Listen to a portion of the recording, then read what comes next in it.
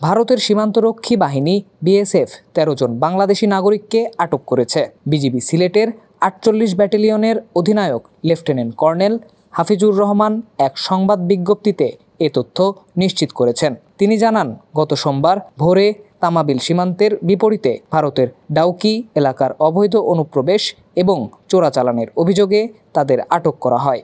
আটকদের মধ্যে ৯ জন সিলেটের জৈন্তাপুর উপজেলার এবং ৪ জন গোয়াইনঘাট উপজেলার বাসিন্দা। তাদের নাম প্রকাশ করা হয়েছে।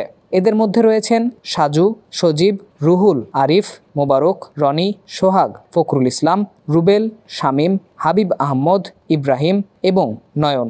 বিজিবি জানায়, এই ঘটনার পর বিএসএফের সঙ্গে আলোচনা করা হয়েছে। তবে আটক ব্যক্তিদের পরিবার থেকে এখনও কোনো অভিযোগ পাওয়া যায়নি।